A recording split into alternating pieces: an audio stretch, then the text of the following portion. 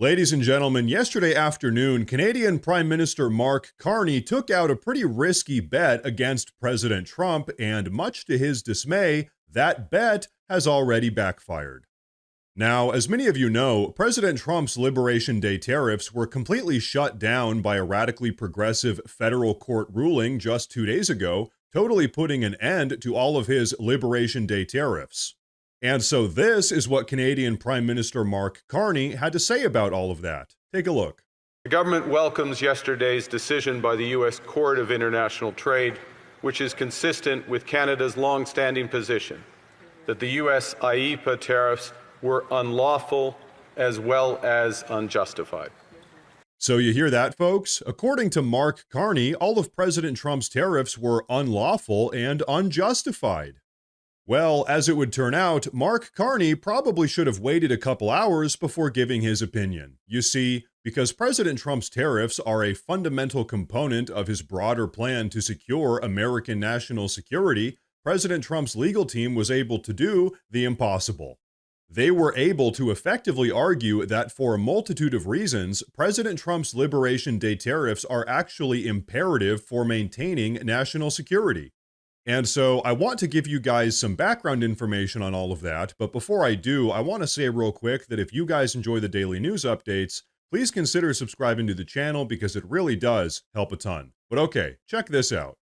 We're in a situation now, big picture here is IEEPA. We were using the International Emergency Economic Powers Act. There's no question that there's an economic emergency with respect to both uses that we had. One is we are in a world where China has killed over 1 million Americans with fentanyl poison, and we took this step to stop that. We will continue to press on that. At the same time, we invoked that rule to stop what has been 20 million illegal aliens streaming into our country, driving down wages, taking jobs away.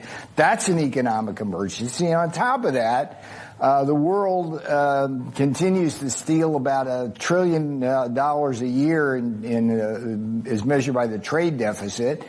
And that's an economic emergency because it's transferring our wealth abroad. So we think we have a strong case. Yes, we will immediately appeal and try to stay the ruling. But at the same time, the court, interestingly enough, basically said we were right, just use different rules and laws.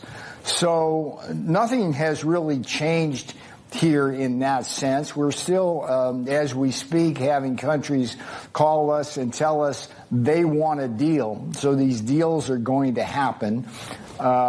So that's kind of where we're at. And it's troublesome here because if you look broadly at the pattern, we've got courts in this country who are basically engaged in attacks on the American people. The president ran on stopping the fentanyl poisoning, stopping international trade unfair practices from stealing our factories and jobs, and courts keep getting in the way of that. The courts get in the way of our trying to deal with the border issues. Now they're getting in the way of our trying to deal with the fentanyl crisis.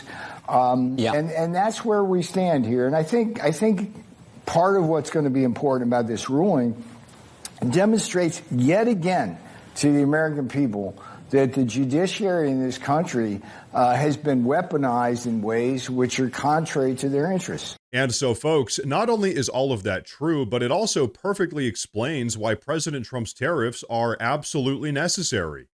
In fact, take a look at what President Trump's Secretary of Commerce, Howard Lutnick, had to say about why all of these Liberation Day tariffs are so important for our national security. Take a look. The president's spoken about the national emergency that's led us to these giant trade deficits, right? I mean, he spoke about it on the campaign trail, and he wanted to use the sweeping powers of IEEPA.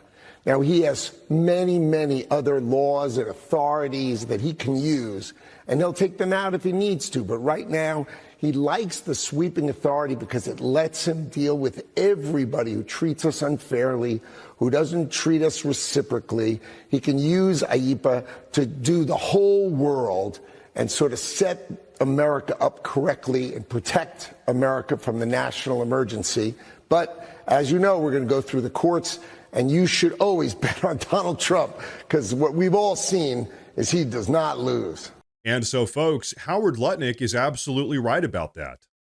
You see, yesterday afternoon, President Trump's legal team appealed this incompetent, radically progressive federal ruling that shut down all of his tariffs, and a federal appellate court actually took the case and ruled in President Trump's favor, which means President Trump's tariffs are back in full effect. Like I said earlier, Canadian Prime Minister Mark Carney probably should have kept his opinion to himself for just a couple hours longer. But so, folks, take a look at what the Trump administration had to say about this ruling in the appeals court. Let it play. We're very pleased with the ruling. We expected it. The bottom line is that our U.S. Trade Representative, Jamieson Greer, is the best trade thinker in the business, that President Trump's case is ironclad, and the appeals court took almost no time at all. In fact, we're surprised it took till the end of the day for them to overturn this previous ruling. The bottom line is that President Trump's trade team has their eyes on the horizon. They understand that we've got to make America great again by making trade deals fair, by advantaging U.S. producers and U.S. farmers when they sell things in foreign markets, and leveling the playing field at home for foreign products that are brought here. And so this is a big victory for the president. And I just got to say that you also can see, if you just look at the data, that President Trump's vision is working, that we've received $50 to $60 billion in tariff revenue since we've started the tariffs. Inflation has gone down. In fact, if you think about it, the automakers for foreign auto companies are running ads saying they're not going to increase prices. So it's working exactly the way we thought, and we're very pleased with the decision today. And so, folks, there you have it. President Trump and his tariffs are winning. Meanwhile, the radical progressives are losing. All of the radically progressive judges in our federal judiciary, as well as all of the globalists like Canadian Prime Minister Mark Carney, just suffered an absolutely catastrophic loss, and now President Trump's America First economic policy is back in action.